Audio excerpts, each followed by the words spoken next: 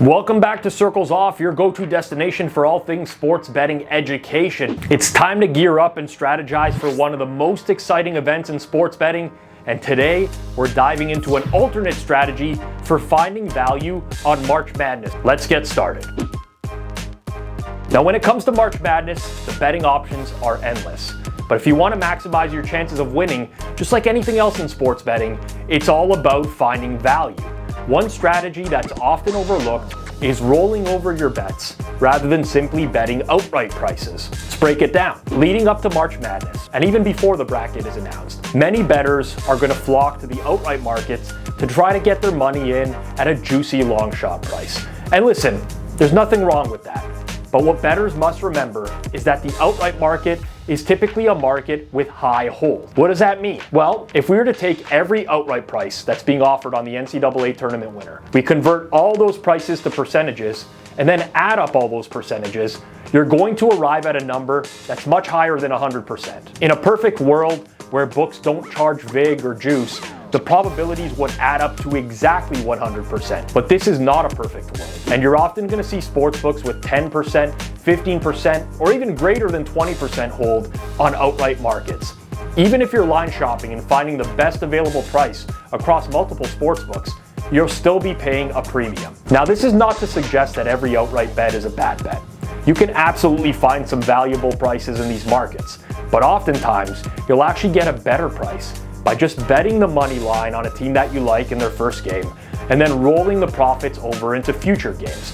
Let's head over to the whiteboard. Let's take a look at the 2021 NCAA tournament as an example. The Baylor Bears won that year, their first NCAA tournament title.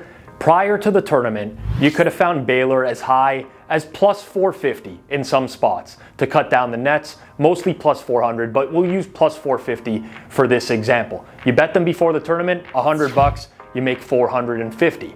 Now instead, if you used a rolling money line strategy, this is what we would come up with.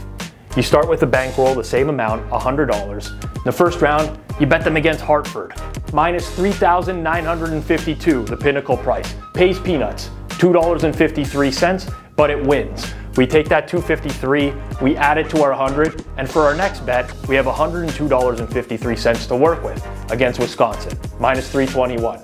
Nets us $31.94. We take that, add it to our starting bankroll, and we're now up to $134.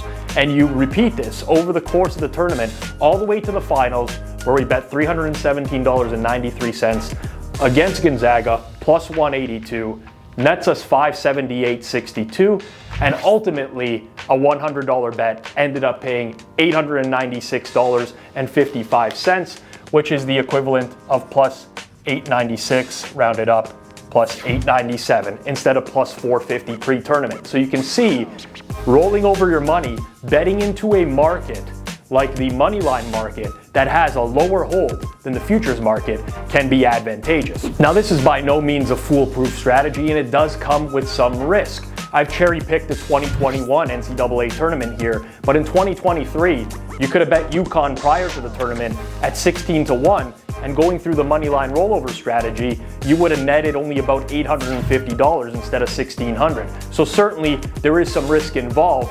In that particular tournament, there were a lot of upsets along the way, and UConn was favored in a lot of their games. However, for the most part, you're generally going to want to bet into a market that has lower holds, like the moneyline market. Another risk, say you find yourself in this exact same situation on Baylor. You get to the finals. Well, now you have the $317 instead of the $100. For a $100 better, that's a pretty decent amount. Baylor's an underdog to Gonzaga, plus 182.